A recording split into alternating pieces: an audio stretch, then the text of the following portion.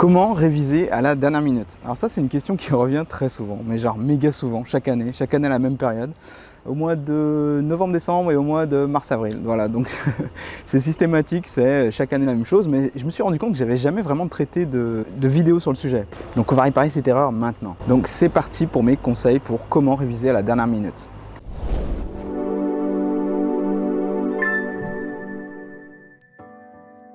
Peu importe ce que vous appelez la dernière minute, que ce soit 2 jours, 2 heures, 2 semaines, 2 mois même, si vous appelez ça la dernière minute, la stratégie va toujours être la même. La stratégie que je vous conseille va toujours être la même. Dans un premier temps, vous devez évaluer exactement quelle charge de travail il vous faudrait faire par jour pour pouvoir atteindre votre objectif. Par jour ou par heure ou par minute ou par demi-journée. Plus vous aurez une vision précise de ce que vous avez à faire, de la charge de travail qui vous attend, mieux vous saurez vous répartir, mieux vous saurez vous organiser. Donc ça, c'est la première chose à faire. Si par exemple, vous avez 10 matières pendant 2 semaines et que vous ne comptez pas réviser le week-end, ça va vous faire une matière par jour pendant 2 semaines. De cette manière, en 2 semaines, vous aurez fait les 10 matières. Même exemple maintenant, vous avez 10 matières à faire, mais vous n'avez qu'une semaine de révision. Et bien là, vous allez de la même façon évaluer par jour combien ça ferait si vous voulez aller au bout de ces 10 matières. Cela ferait une matière le matin, une matière l'après-midi sur une semaine, toujours pareil, en imaginant que vous ne travaillez pas les week-ends. Pourquoi est-ce que je vous dis ne pas travailler les week-ends en fait? Pourquoi je parle de ça? Parce qu'on pourrait très bien diviser par 7 et pas par 5. Oui, mais voilà, il y a un concept très important et que beaucoup d'étudiants que j'accompagne ont tendance à oublier, c'est ce que j'appelle la marge de sécurité. La marge de sécurité, c'est quoi? C'est que il vous faut toujours un minimum de 10 ou 20% de temps où vous pouvez parer aux imprévus. Imaginons que pendant ces révisions de dernière minute, vous tombiez malade. Si vous aviez vraiment prévu de réviser tous les jours jusqu'à la fin, vous allez considérablement diminuer votre motivation. Autre chose également, imaginons que vous avez sous-estimé la charge de travail, c'est-à-dire que vous pensiez pouvoir faire une matière par jour pendant 7 jours, et là vous vous rendez compte que y a certaines matières qui prennent plus de temps que prévu. Et là vous serez très content d'avoir cette marge de sécurité, c'est-à-dire 2 jours, samedi et dimanche, pendant lesquels vous n'aviez rien prévu à la base, et vous pouvez toujours, en cas d'urgence, pouvoir puiser dans ces 2 jours de sécurité au cas où ça se passe mal, au cas où vous avez un imprévu. N'oubliez pas que votre motivation est très fluctuante et que il est très probable que si vous vous retrouvez à travailler à la dernière minute, vous aurez des baisses de motivation assez énormes. Donc c'est bien d'avoir 1 ou 2 jours derrière soi pour pouvoir se retourner au cas où ça ne va pas. D'autre part, pour bien fonctionner, le cerveau a besoin de temps de repos. Pendant le temps de repos, il ne reste pas feignant le cerveau. Il va tout simplement classer les informations que vous avez essayé de lui faire mémoriser. Les révisions que vous avez essayé de lui faire mémoriser. Maintenant, que faire si vous n'avez pas assez de temps devant vous?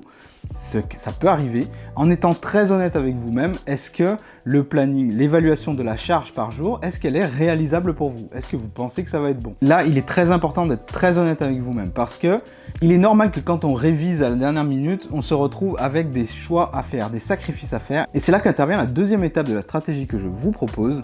Une fois que vous avez évalué la charge approximative de travail qui vous attendrait par jour, j'aimerais maintenant que parmi tout ce que vous avez à réviser, vous fassiez une espèce de classement du plus important au moins important. Il est très important de le faire parce que vous allez profiter de 2 choses. Le premier, c'est qu'au début de vos révisions, au début de votre période de révision à la dernière minute, votre motivation va être très haute. Et plus le temps va passer, plus vous en aurez marre des révisions et plus vous aurez envie d'être libéré. Vous verrez la fin se rapprocher et vous allez avoir tendance à bâcler. C'est pour ça qu'il est plus intéressant et plus efficace de commencer par le plus difficile.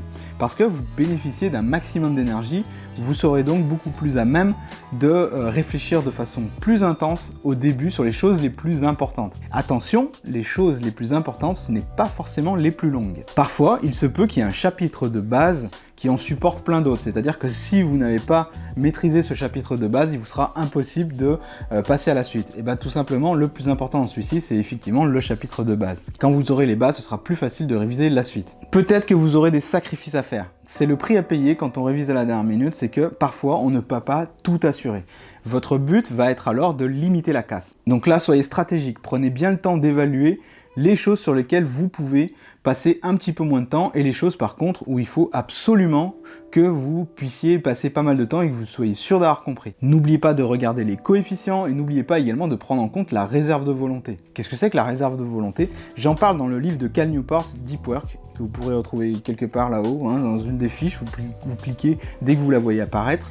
Ce concept de réserve de volonté dit que vous avez environ 4 heures par jour pendant lesquels vous allez être suffisamment concentré pour pouvoir avancer et produire une révision de qualité. Et le but, c'est de caler ces révisions de qualité sur les choses les plus importantes. Donc dans la même idée, commencez vos jours de révision ou vos séances de révision par les choses les plus difficiles, celles qui vous demandent un petit peu plus d'effort. Malgré tout, ce n'est pas parce que vous faites des impasses sur certaines matières qu'il ne faut pas du tout les relire. Faites au minimum pour les choses que vous n'aurez pas le temps de réviser à fond, faites une relecture, au moins pour que quelques éléments d'information vous reviennent en tête au moment où vous procédiez à la relecture. Dans l'idéal, peut-être que vous n'aurez pas le temps, mais dans l'idéal, essayez de répondre et de vous concentrer sur des questions-réponses de quiz, tests, les annales par exemple, si vous en avez à disposition. C'est toujours très intéressant et ça constitue un moyen de révision un peu plus rapide et qui reste très efficace. Ce qui me mène à la troisième étape de la stratégie pour réviser à la dernière minute, c'est trouver le bon point de départ. Vous avez peu de temps devant vous, il est donc très important de savoir exactement par où commencer.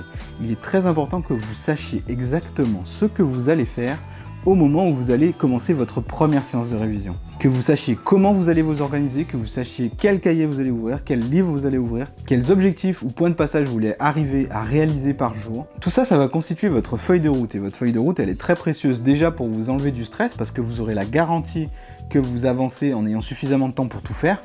Et aussi que vous ne soyez pas perdu, que vous ne perdiez pas de temps à vous demander je commence par ça, non finalement je vais faire ça parce que c'est mieux. L'ordre des choses pour lesquelles vous devez réviser, vous devez l'avoir déterminé à l'avance. Il est donc très intéressant de prendre 1 heure ou 2 pour mettre en place votre stratégie. Autre chose qui va être le point de départ, vous devez vous donner une heure, une date, un moment précis où vous allez commencer, vous ne l'avez pas procrastiné. Parce que si vous ne faites pas ça, ce qui va se passer, c'est que vous allez procrastiner en réfléchissant sur votre stratégie. Pendant ce temps-là, le temps va passer. Et ça, c'est surtout ce que vous voulez éviter. Donc, faire une stratégie, c'est bien, mais donnez-vous 1 heure, par exemple, je commence dimanche à 13h. Vous avez évalué votre charge de travail par jour pour avoir une vision de est-ce que c'est réalisable ou non vos révisions à la dernière minute. Vous avez déterminé l'ordre d'importance, si vous avez des sacrifices à faire ou si vous pouvez tout caser, mais vous commencez par le plus difficile parce que justement vous allez profiter de ce boost d'énergie et de motivation que vous allez avoir au début de vos révisions. Vous avez ensuite déterminé le bon point de départ pour être sûr de ne pas perdre de temps et pour vous garantir que vous avancez dans les temps, que vous n'aurez pas de stress.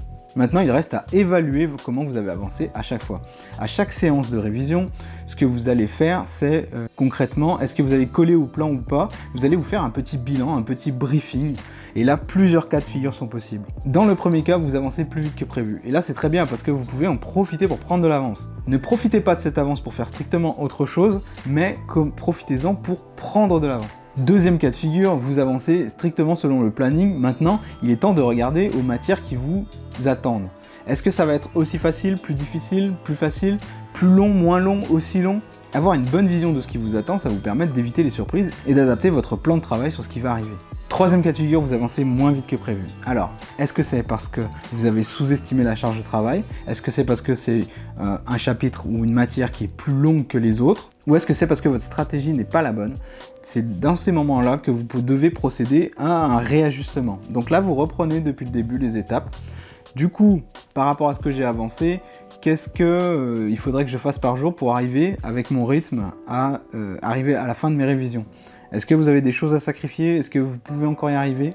Là encore, c'est très important d'être très honnête avec vous-même parce que c'est ce qui va faire la différence. Voilà, alors avec cette stratégie en 4 étapes, je garantis pas que vous allez réussir à coup sûr l'examen qui vous attend, mais je peux déjà vous garantir que vous avez la bonne méthode pour réviser, la meilleure des stratégies pour réviser, en oubliant le moins de choses possible, en étant le plus efficace, et en même temps pour que ce soit moins douloureux pour vous. Les révisions à la dernière minute, c'est toujours un petit peu la souffrance, donc c'est pour ça que je parle de douleur.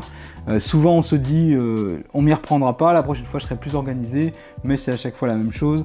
On révise à la dernière minute, peut-être parce qu'il y en a certains qui sont beaucoup plus efficaces à la dernière minute. Il y en a, c'est comme ça, ils fonctionnent au stress, donc ils ont besoin d'une date limite qui est assez courte pour se mettre au travail. Maintenant, une dernière chose avant que je vous laisse, n'oubliez pas ma super technique pour apprendre par cœur très rapidement. Si vous avez des choses à apprendre bêtement et simplement, vous pouvez y accéder en cliquant ici. C'est une vidéo qui cartonne, il y a pas mal de gens qui en parlent. C'est vraiment hallucinant, je vous recommande de tester. Si ça vous plaît, n'oubliez pas de vous abonner et d'activer la cloche pour pouvoir être notifié systématiquement des vidéos qui sortent, parce que j'ai pas mal de gens qui me disent moi je suis abonné mais je vois pas tes vidéos. Ça arrive quand vous avez beaucoup d'abonnements, donc YouTube ne vous présente pas tout le temps toutes les vidéos de tous les créateurs, donc Si vous activez la cloche, si vous aimez mon contenu, bah activez la cloche, comme ça vous serez notifié quand je publie des nouvelles vidéos. J'ai pris la décision de changer mon jour de publication, je publie maintenant le samedi matin, à l'heure du petit déjeuner. Souvent je fais également des avant-premières, ça me permet tout simplement de chatter avec vous en direct. Voilà, je vous souhaite un bon courage pour révision et je vous dis à bientôt pour la prochaine fois. Salut! Il est normal que quand on réserve à la dernière minute, on réserve, genre on part en vacances. Oh là là, les mômes, c'est pas le moment.